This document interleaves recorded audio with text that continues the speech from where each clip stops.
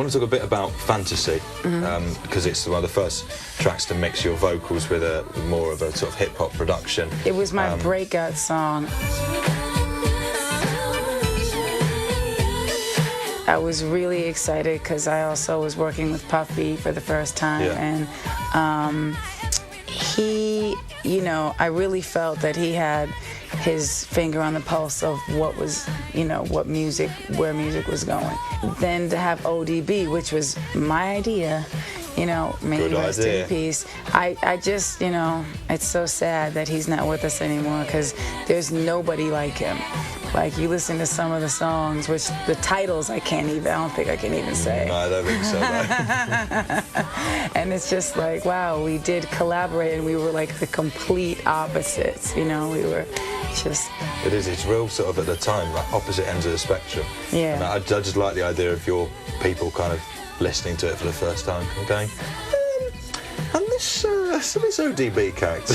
Actually, all they said was, I could have done that. What the hell is that? What is he doing? Like, they didn't know. They had no concept, really, of hip-hop. And if they did, it had to be very, like, you know, the predictable. Sort of sanitized. Yeah. But I fought really hard to integrate what I was doing with the music that I was listening to at the time.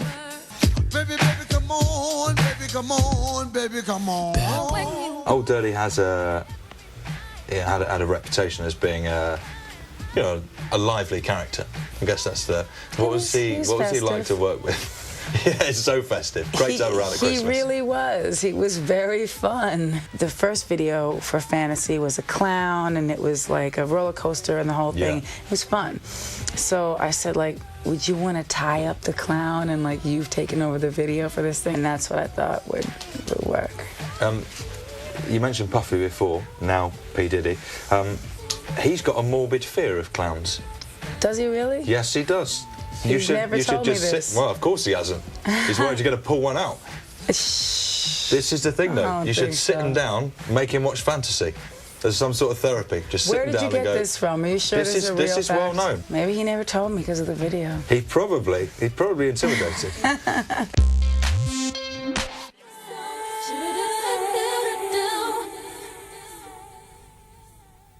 So, Mariah, we've delved, we've probed, we've pushed. Do you want a little break?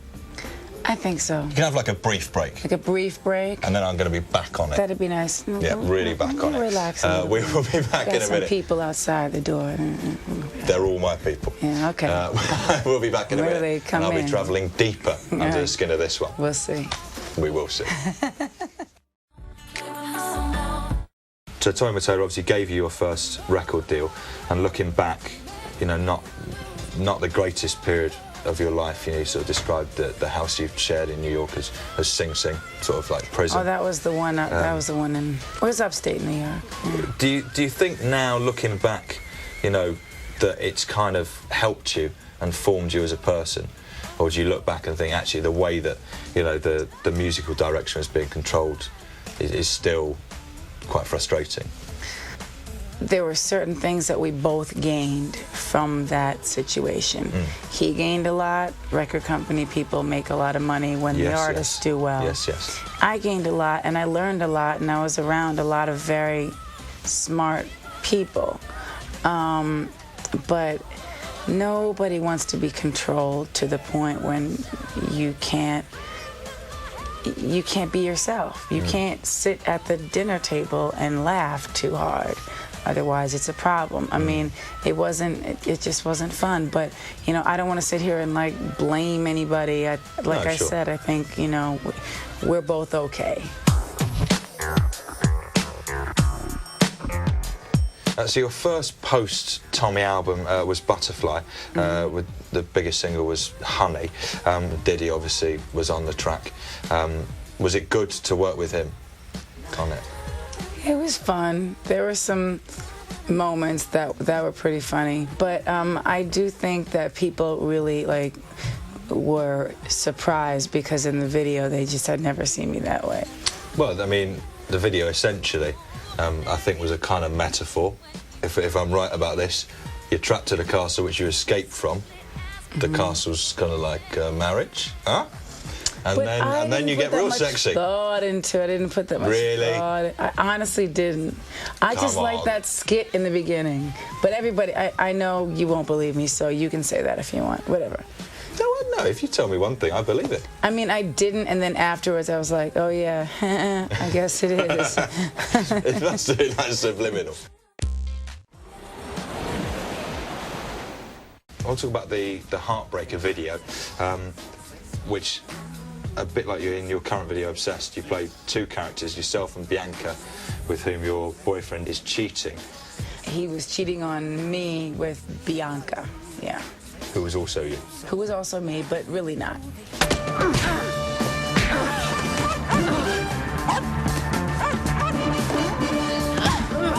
It's a bit like a kind of like Beyonce Sasha Fierce thing. You were on that early, having an alter ego.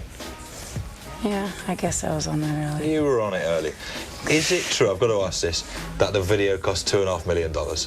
I don't know. Whatever it cost, it was too much. Back then... If it was $2.5 million, I mean, that's serious I coin. Definitely don't think it cost $2.5 million, maybe $2. No, I don't know. Oh, that's all right then.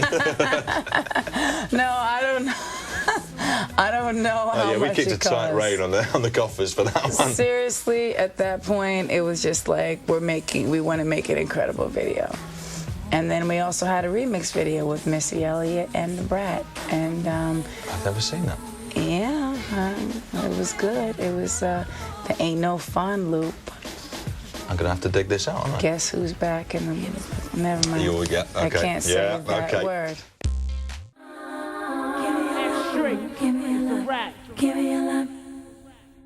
Okay, time for a quick break, but we will be back for more of me, and probably more importantly, more of her. That sound okay to you, Mariah? That sounds wonderful. If you'd said no, I mean, I would have made you do it anyway. I guess so. We'll see you in a minute. You've worked with this incredible array of people, your Snoops, your Diddy's, your Jay-Z's, your Nas's. Then you stepped up a gear, you worked with some genuinely huge talent. I'm talking Westlife. I mean, it always seemed odd to me, like you and Westlife and a Phil Collins song didn't seem like the most obvious hookup. But it went to #1 here. Yes, it did. But did you expect that? Did you have a good feeling about it? I had fun working with them. We worked in the studio. I had already sung the song by myself, and then I thought, let's do this. It's a cool idea. I was excited. That was kind of like my first encounter with Simon. And it was good things. The boys have told me in the past they were pretty starstruck when they met you. I imagine the feeling was mutual. It was a very nice time. Good. It was. Were you a little bit surprised when you did the video and only 4 of them turned up? You know what? Because Kean missed his flight, am I right? Guess what? Nothing surprises me. I mean, I get surprised, but it's very rare. It doesn't happen that often.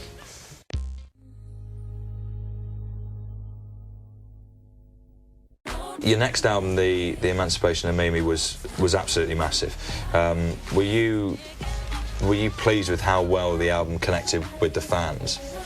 I was very pleased, and it's funny because, a song like It's Like That.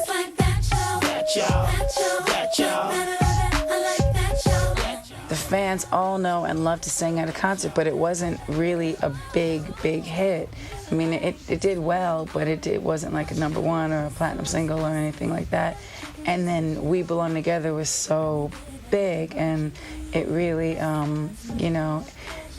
Don't Forget About Us. I don't know if you guys have that song over here, but Shake It Off. There's some of my favorite songs on that album.